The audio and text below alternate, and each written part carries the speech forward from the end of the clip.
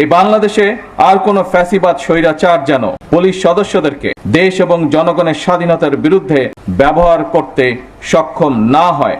স্বাধীনতার প্রথম প্রহরেই পুলিশের রক্তে রঞ্জিত এই মাটিতে দাঁড়িয়ে আসুন আজ আমরা আবারও নতুন শপথে অঙ্গীকারবদ্ধ হই। বিসমিল্লাহির রহমানির রহিম।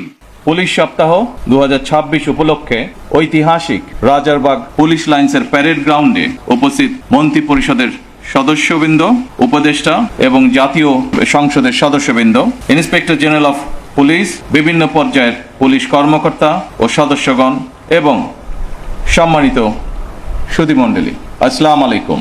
এই সেই ঐতিহাসিক রাজারবাগ পুলিশ লাইন 1971 সালের 25 মার্চ রাতে, যেখানে ঘুমন্ত পুলিশ সদস্যদের উপরে হানাদার বাহিনী অপারেশন সার্চ লাইটের নামে বর্বর হামলা চালিয়ে শত শত পুলিশ সদস্যকে হত্যা করেছিল।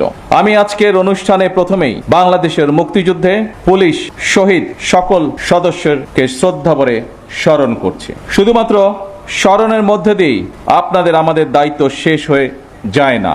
বাংলাদেশের স্বাধীনতা অর্জনের জন্য যে সকল শহীদ পুলিশ সদস্য আত্মত্যাগ করেছিলেন, যে কোনো মূল্যে সেই স্বাধীনতা রক্ষা করা আমাদের পবিত্র দায়িত্ব।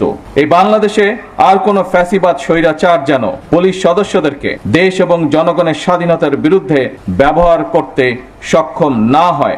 স্বাধীনতার প্রথম প্রহরেই পুলিশের রক্তে রঞ্জিত এই মাটিতে দাঁড়িয়ে আসুন আজ আমরা আবারও নতুন শপথে অঙ্গীকারবদ্ধ হই। একদিকে বাংলাদেশের স্বাধীনতার পক্ষে চট্টগ্রামে মেজর জিয়ার উই রিভল্ট, অপরদিকে ঢাকায় রাজারবাগ পুলিশের মরণপণ প্রতিরোধ।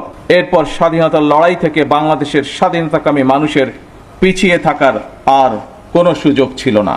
তবে মুক্তিযুদ্ধকালীন প্রজন্ম থেকে শুরু করে আজ পর্যন্ত, অর্থাৎ মুক্তিযুদ্ধ পরবর্তী প্রজন্ম, আমরা যারা ইতিহাস পড়ে কিংবা বীর মুক্তিযোদ্ধাদের প্রত্যক্ষ অভিজ্ঞতা শুনে মুক্তিযুদ্ধ সম্পর্কে জেনেছি, তাদের মনে মুক্তিযুদ্ধকালীন ইতিহাস নিয়ে এখনো কিছু প্রশ্ন হয়তো রয়েছে।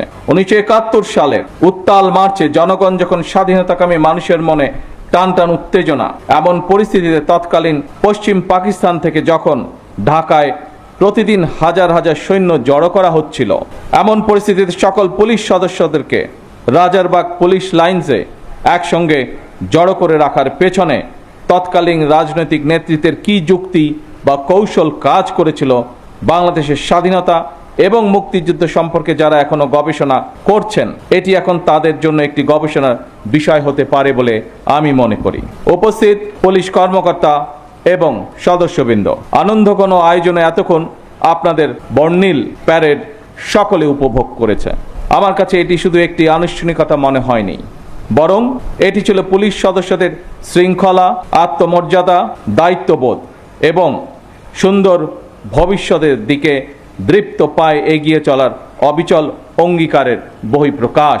দীর্ঘ 1.5 দশকেরও বেশি সময় ধরে ফ্যাসিবাদ বিরোধী আন্দোলনের সংগ্রামের ধারাবাহিকতায় 2024 সালে ছাত্র জনতার এক রক্তক্ষয়ী গণ অভ্যুত্থানের পরে দেশের স্বাধীনতা প্রিয় গণতান্ত্রিকামী মানুষের আকাঙ্ক্ষার প্রতিফলন হচ্ছে জনগণের রায় গঠিত বর্তমান সরকার।